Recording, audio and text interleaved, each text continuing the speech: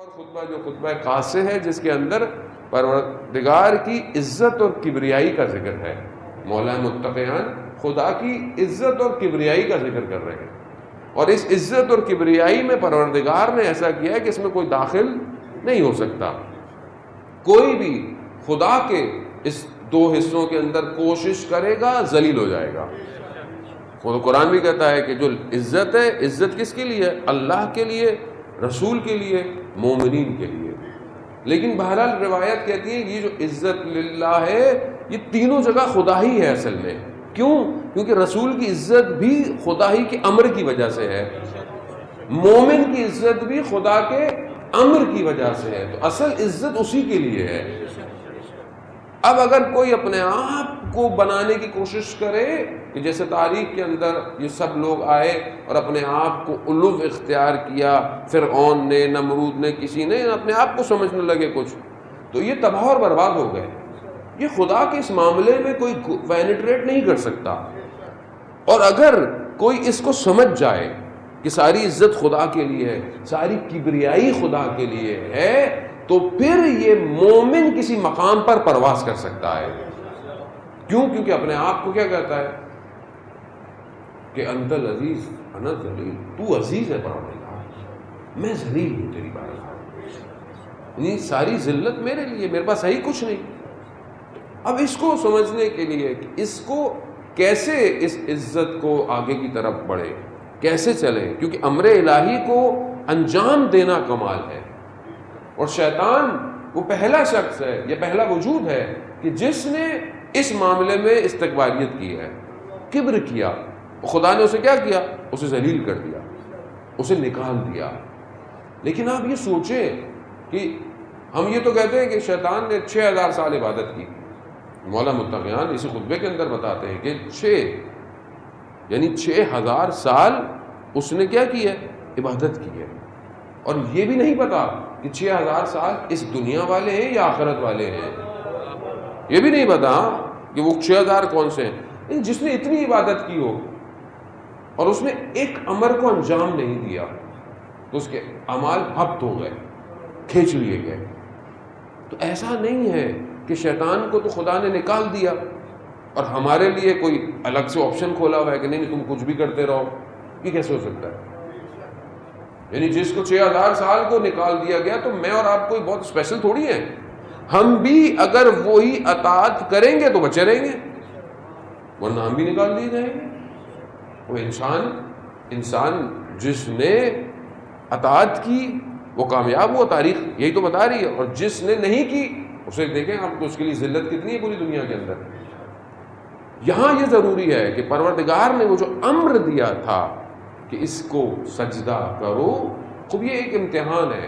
یعنی خدا اپنی اس عزت اور کبریائی کے لیے امتحان لیتا ہے. ملائکہ سے امتحان لیا، شیطان رہ گیا. اب خدا ہم سے بھی امتحان مانگ رہا ہے. خدا نے امتحان مانگا کہ یہ میرے نمائندے ہیں، یعنی میرے خلیفہ ہیں، خوب ان کی اطاعت کرو. اب پوری بشریت کی تاریخ کے اندر کئی لوگ آئے جنہوں نے انکار کیا خدا کے نمائندوں کا، انبیاء کا انکار کیا، نبیوں کے مقابلے میں آئے، اور آہستہ آہستہ آہستہ معاملہ آپ کے سامنے آخری نبی تک آ گیا. یہاں پہ بھی انکار کیا، پھر مدینہ، پھر جنگیں، پھر غزوے، سب ہوتے رہے. اب جب رسول جا رہے ہیں تو کچھ لوگ مجبوراً اسلام لے آئے کیونکہ اب آپشن نہیں تھا. فتح مکہ میں آپشن نہیں تھا کیونکہ آپشن نہیں ہے. اب جب فتح ہو گئی ہے تو اب کیا کریں؟ اب اسلام وہ رحمت للعالمین ہے سامنے، انہوں نے سب کو معاف کر دیا کیونکہ وہاں ظرفیت بہت بلند ہے، وہاں رحمت موصولہ ہے، وہ بلند کیا وہ. لیکن سامنے اب جیسے ظرف تھے ویسے ہی تھے. اب جب رسول جا رہے ہیں تو پھر امر الہی کو درمیان میں پیش کر رہے ہیں. اب وہاں ایک شیطان بھٹکا، یہاں پتہ نہیں کتنے بھٹک گئے. امتحان تھا نا، امتحان تھا. یہ جو امتحان ہوا ہے خوب کیا کہا؟ وہ مانو جس کا میں مولا اس کا علی مولا. اب یہاں پر خوب یہ سخت تھا، سخت ہے. آپ اکثریت تو آپ کا اور میرا کمال تھوڑی ہے کوئی. ہم تو گھر میں ایسے پیدا ہوئے کہ جہاں بچپن سے نادیلی پڑھائی جاتی ہے. یہ آسان نہیں ہے، ظرفیت پیدا کرنی پڑتی ہے. لطف ہو جائے، کسی کی دعا ہو جائے، کسی کا نیک عمل ہو جو نسلوں میں ٹریول. اس لیے مولا متقیان کی تلوار نسلیں دیکھ کے اٹھتی تھی کہ اس کی نسل میں کوئی ہوگا جو ہمیں مانے گا. عزیزانے ہو تو پھر امتحان ہوا حجت خدا کے بدلے میں. اب یہ امتحان ہے، اب آپ امتحان دیں گے تو اصل میں معاملہ اس ہستی کا نہیں ہے، اس کا ہے، کیونکہ اس کا امر ہے. یہ سمجھنے کی کوشش کریں. یہاں کوئی فرقے کی بات نہیں ہے، نہ کسی اس کی بات ہے، نہ اصل عالم انسانیت کی بات ہے.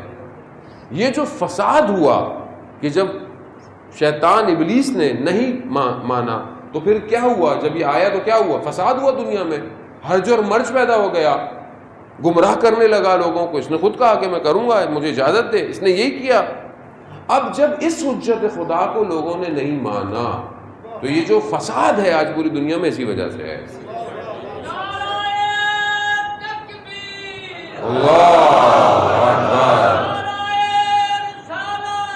یا رسول اللہ،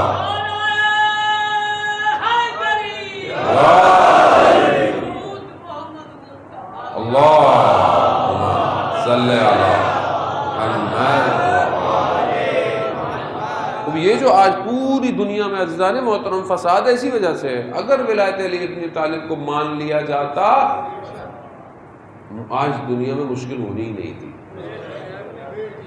مشکل اسی لیے ہے، اور ماننا بھی صحیح ماننا ہے. ایسا نہیں کہ بس میں مانتے تو اس وقت مولا کو. اپنے بھی لوگ تھے بہت سارے جو جنگوں میں امام کے بجائے سامنے والوں کی باتوں میں دھوکہ کھا گئے. ایسے بھی تو لوگ تھے. صحیح ماننا مہم ہے ولایت کو.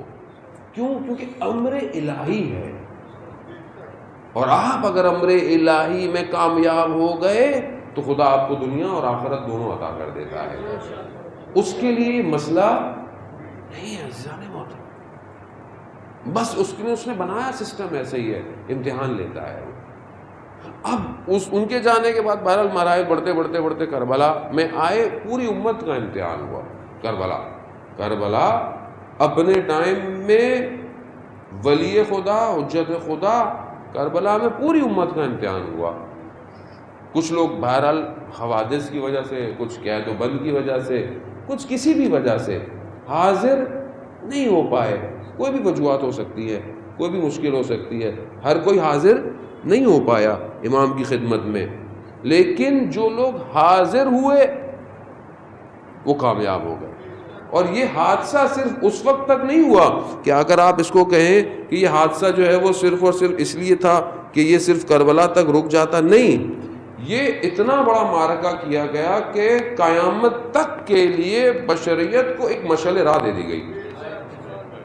اور اس مصباح کو رسول خدا روشن کر کے گئے تھے کہ ان الحسین مصباح الہدیٰ وسفینۃ النجاۃ. یعنی جو کربلا میں امام پہنچے ہیں یہ قیامت تک کے لیے ہدایت کا چراغ ہے. اب جب بھی ظلمت پھیلے گی، اندھیرا آئے گا. اندھیرا کون سا؟ وہ لائٹ چلی جائے گی؟ نہیں. جہالت، غفلت، طاغوت، جتنا بھی اندھیرا انسانیت کو گمراہ کرنے کی کوشش کرے گا، حسینیت کا چراغ روشن رہے گا. اور جو سمجھ گیا، جو اس نے اپنے آپ کو روشن کر لیا، وہ کامیاب ہو جائے گا. اب یہ ٹائم گزرتا گیا اور آج ہم اس صدی میں آ گئے. آج ہمارا امتحان کس سے ہے؟ ظاہر ہے ایسا تو نہیں ہے کہ ان کے امتحان ہوئے ہمارے امتحان نہیں ہوں گے، ایسا تو نہیں ہے. اب بولے بھائی وہ لوگ بھی بولیں گے پروردگار کاش ہم بھی آخری زمانے میں پیدا ہو جاتے، کم از کم کچھ تو ہماری بھی بچت ہو جاتی کہ ہمارے سامنے غدیر نہیں ہوتا تو ہم بھی ہوتے، کاش ہم ہوتے تو بچ جاتے. تو ابھی امتحان سب سے سخت ہے. جو روایات ہیں اس زمانے کی وہ بہت سخت ہے. جو ائمہ ہمیں برواتے ہیں اس زمانے میں تم اتنے غربال ہوگے، یعنی اتنا تمہیں اٹھا اور پٹخا جائے گا کہ تم میں سے خالص ڈھونڈے جائیں گے. یعنی ابھی جو امتحان ہے، ابھی امتحان بہت سخت ہے، بہت سخت ہے. یہ امتحان ہے کہ حجت خدا غیب کے پردے میں ہے، آپ کے سامنے حاضر نہیں ہے. لیکن کیا حدیث ہے امام جعفر صادق علیہ السلام، اللہم صلی علی محمد. امام فرماتے ہیں رحم اللہ، یعنی خدا رحمت کرے ہمارے شیعوں پر. کیا ہے؟ کہا کہ یہ ہماری وجہ سے اذیت میں ہے، اللہ ہماری وجہ سے، کیونکہ ہمیں مانتے ہیں ہماری اطاعت، ہماری وجہ سے یہ اذیت میں ہے، ہم ان کی وجہ سے اذیت میں نہیں آئے، یہ ہماری وجہ سے اذیت میں، خدا ان پر رحمت نازل کرے. اور یہ ہمارے شیعہ حدیث بہت طولانی ہے، یہ ہم پر جب ہماری خوشیوں میں خوش ہوتے ہیں، ہمارے غموں میں غمگار ہوتے ہیں، یہ ہم پر گریہ کرتے ہیں، یہ ہم پر گریہ کرتے ہیں. پروردگار تو ان کو بہشت میں داخل کر. یہ امام ہمارے لیے دعا کر رہے ہیں خدا کی بار، یا نثارۃ الحسین، یا نثارۃ الحسین، لبیک یا مہدی، لبیک یا مہدی، لبیک یا مہدی. اللہم صلی علی محمد وآل محمد. عزیزان محترم، ہم جس ٹائم زون میں ہیں، ہم بہت شدید امتحان کے اندر ہیں. کیوں؟ کیونکہ ظہور کا وقت معین نہیں ہے، کبھی بھی ہو سکتا ہے. نہ میں یہ کہہ سکتا ہوں کہ صبح ہوگا، نہ میں یہ کہہ سکتا ہوں کہ رات کو ہوگا، کبھی بھی ہو سکتا ہے. اور جب کبھی بھی ہو سکتا ہے تو پھر ہر وقت تیار رہنا ہے، ہر وقت تیار رہنا ہے. اب اگر جس وقت ظہور ہو کہ انشاءاللہ جلدی ہو، اور میں یہ سوچ رہا ہوں کہ ابھی بہت ٹائم ہے، اور خدا نہ خواستہ میں غفلت میں ہوا اور ظہور ہو گیا، تو ساری زندگی جو محنت کی تھی تو گئی، وہ تو گئی عزیزانے محترم. ہم اتنے سخت ہیں کہ روایات کہتی ہے کہ شیشے کو توڑ دیا جائے، شیشے کو چکنا چور کر دیا جائے نا، شیشہ جڑ سکتا ہے، لیکن جو آخری زمانے میں امتحان ہوگا نا، وہ اتنا سخت ہوگا جیسے ایسا ٹوٹے گا انسان کہ جوڑنا مشکل ہو جائے گا. یعنی ہم اس کو سنجیدہ لیں عزیزان محترم. یعنی یہ درس واقعاً یہی ایک راستہ ہے جو بچا سکتا ہے، اور کوئی راستہ نہیں حسینیت کا. اگر امام نے قبول کر لیا تو امام ہمیں کھینچ لیں گے، یعنی ہماری زندگیاں بدل سکتی ہیں. یہ ہمیں ڈیسائیڈ خود کرنا ہے. اب آپ کو انگلی پکڑ کے زبردستی کوئی نہیں لے کے جا سکتا، کوئی بھی نہیں لے کے جا سکتا. اگر یہ زبردستی لے کے جاتا تو پروردگار یہ پورا سسٹم ڈیزائن ہی نہیں کرتا، ایسے ہی بھیج دیتا سب کو ایسے ہی بھیج دیتا جنت میں، ضرورت ہی کیا تھی.